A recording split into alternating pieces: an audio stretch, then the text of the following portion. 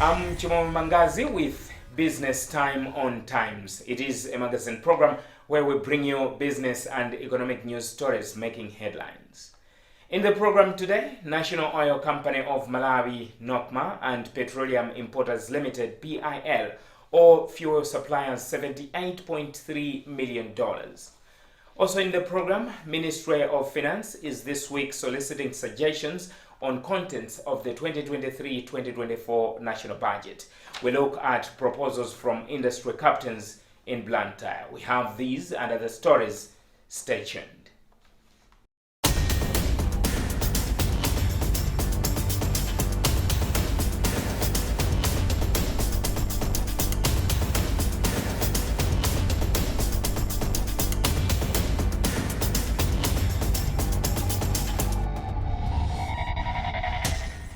Hello and welcome. The National Oil Company of Malawi, NOCMA, and Petroleum Importers Limited owe fuel suppliers $78.3 million. NOCMA owes the suppliers $61.5 million, while PIL owes the suppliers a sum of $16.8 million. This came out when representatives from the institutions and the Line Ministry appeared before the Parliamentary Committee on Natural Resources and Climate Change on Tuesday. Secretary for Energy Afonso Chikuni explains. It looks like debt because it's in US dollars, but they have the local currency backup. So my understanding is that whenever the money is available from the banks and the Reserve Bank, the commercial banks and the Reserve Banks, they are trading the local currency into US dollar and repay the creditors. But of course, the money that we owe the suppliers is increasingly becoming bigger. 61 million as of now for NOCMA and 16 million for PIL. We hope that it progressively would be sorted out because we don't want a resurfacing of the situation that we've had in the past couple of months. We make sure that the stakeholders, including the Reserve Bank, they're actively kept alert so that whatever is available should be taken care of and we pay back the debt that we owe, that NOCMA and PIL owes the suppliers.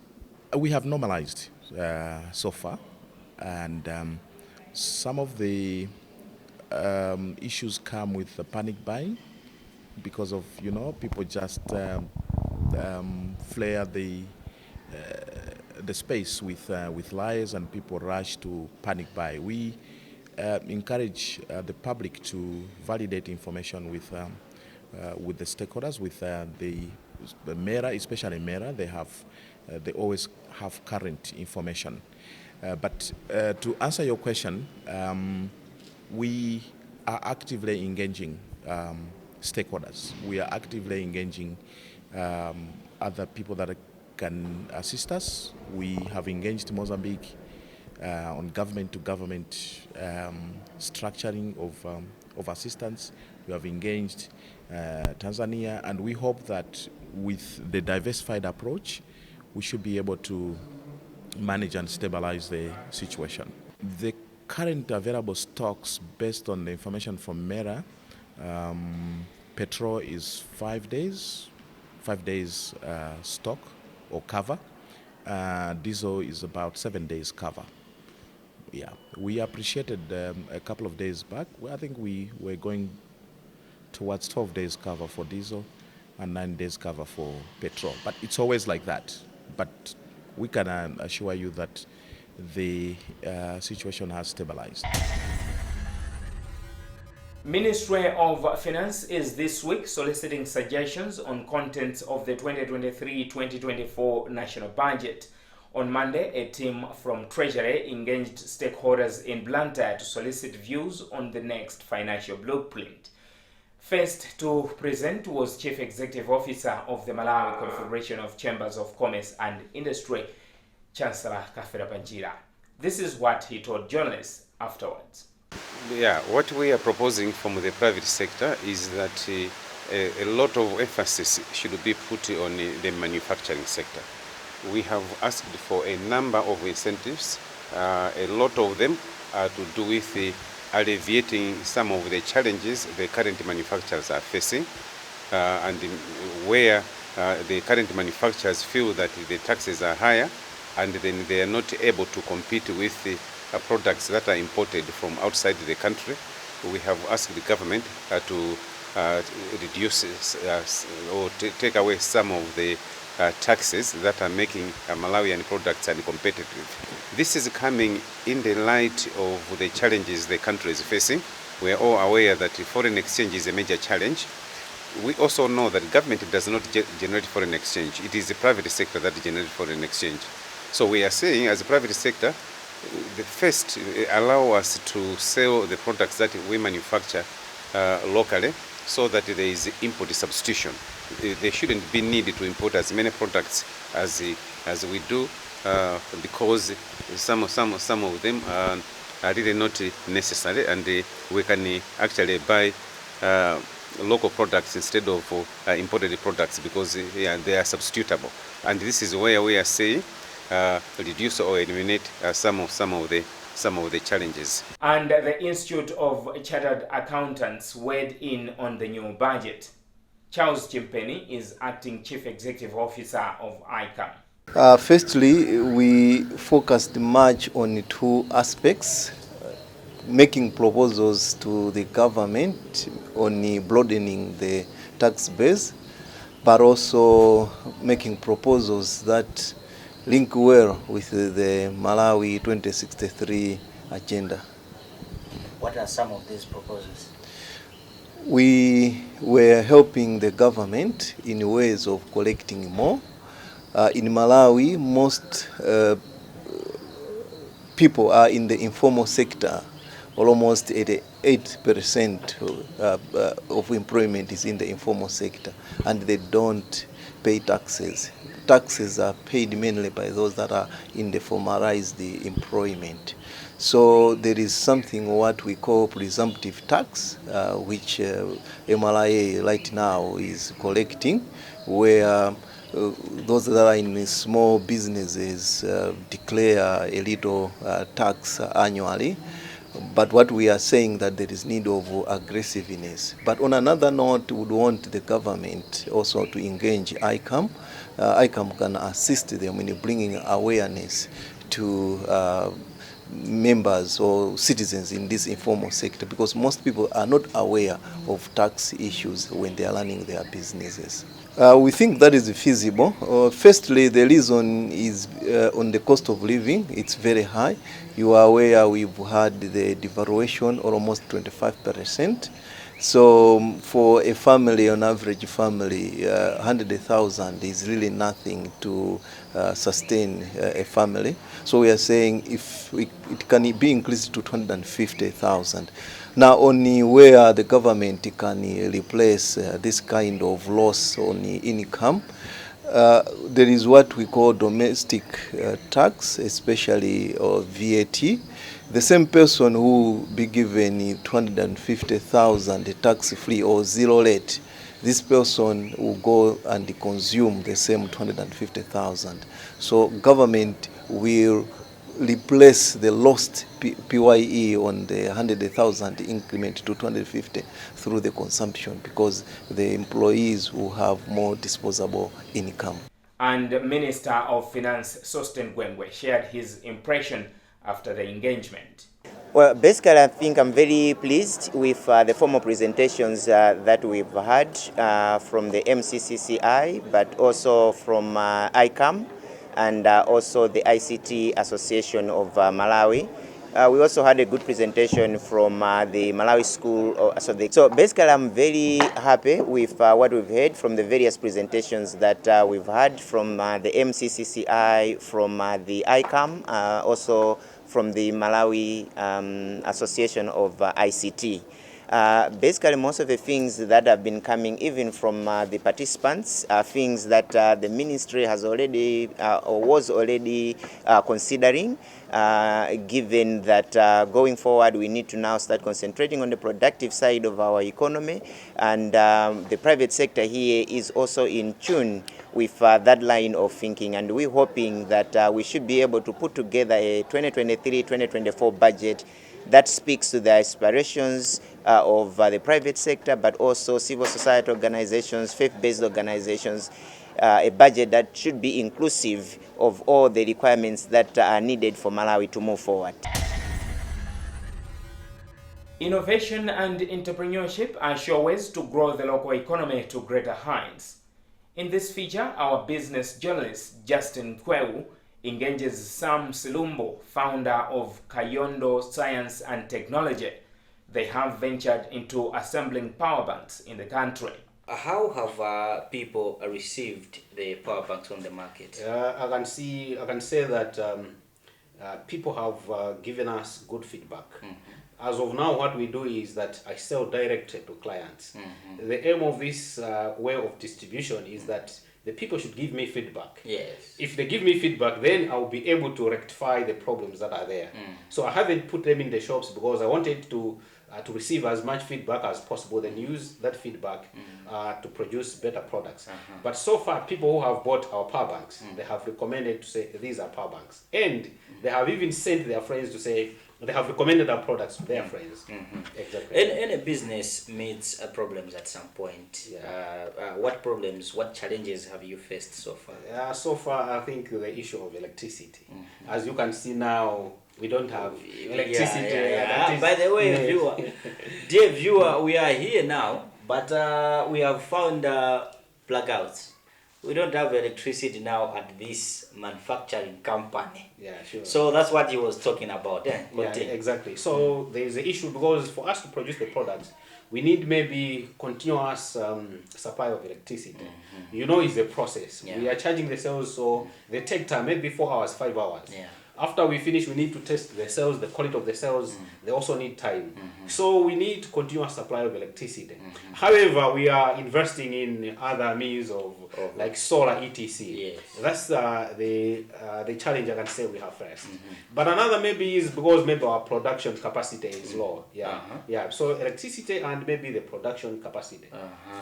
Maybe someone might be asking in terms of production capacity, have you reached a stage where you have more demand than what you can supply? I can say demand and supply, they are neck to neck. Yes. So if you have that situation whereby demand and supply, they are neck to neck, is not a good situation. So I can say we need more supply than in fact the demand itself. Exactly. What are your visions? Where do you want to find yourself?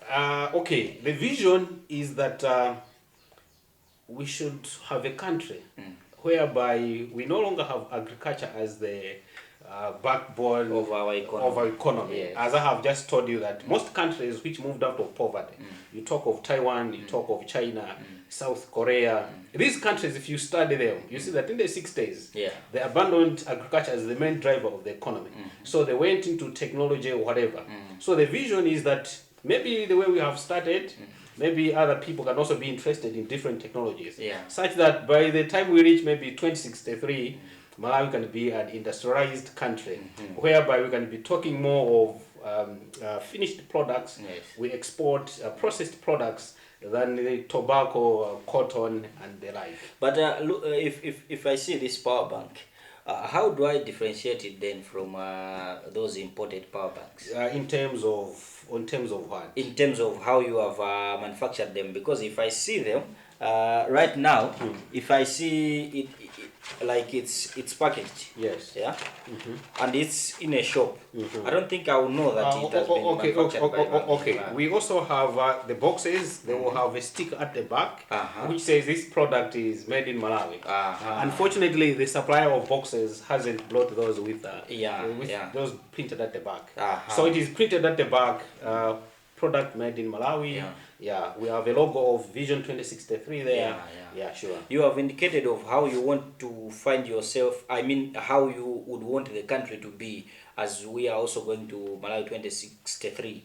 But you as a person, where do you want to see yourself, say, in the next 10 years? In the next 10 years, we wanted to see our company exporting the products to other countries, starting with the countries that surround Malawi.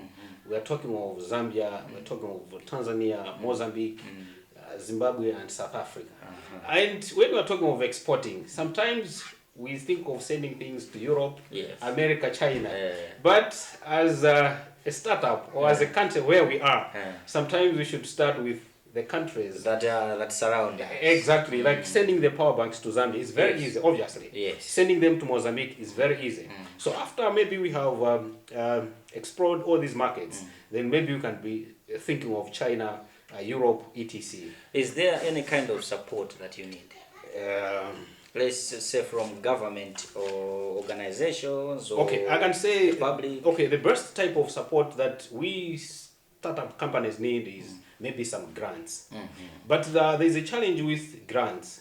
Sometimes, in my own opinion, grants go to people who are very good at writing their business on paper. The proposal. Exactly. And when someone reads this is... yes, sure. So, you know, because you start with the paperwork. You send your proposal, then this time you're rejected. You send it. So that's where I observe to say maybe they need someone who is very good at sure. So, because with a loan, sometimes running a business with a loan is very difficult. Maybe business is down, then now you have stress, how do you pay back? Maybe if some grants are there, I'm sure that can be the best option. Those grants that should be looking at what the person is doing, not necessarily what the person has written on paper. Exactly. Sure. Going forward, what do you think are the problems to Malawi, especially in terms of starting up businesses like these? The problem is, I can say we have a social problem. In Malawi, business is taken as something that is for people who have not gone to school. So school, we say that those who have gone to school, they should go to school, graduate, and then find jobs in offices. Exactly. So if people like us, you finish, you have your degree in civil engineering there, then you say, I'll pack my papers, I want to do something like this. So at first it's just an idea. Maybe you are very broke, so people will be like, I think something is not okay with you. So all that thing comes from the way we live our lives. I can say the social setup, maybe the mindset. So we expect someone who has finished school to look for a job, which is normal, which is okay. But even those who have chosen business, we should also take it as a possible route that educated people can take. All right. Yeah, sure. As I have indicated that we have imported power banks. Yes. But now we have this as you are saying, manufactured locally. How affordable is it? We have two levels here. We have the one which has 10,000 mAh. Yes. So 10,000 mAh we sell like this one. Like this that, one is 10.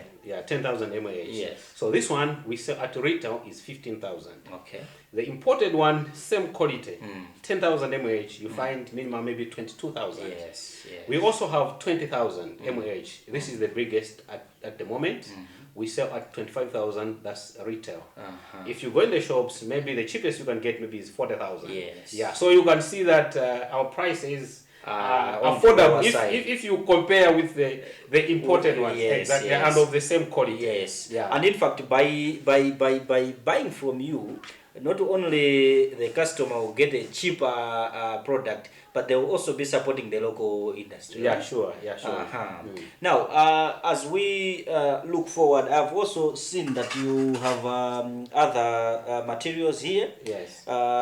You want different packages, or what are your plans with this? The plan is that we wanted to have different sizes of power banks.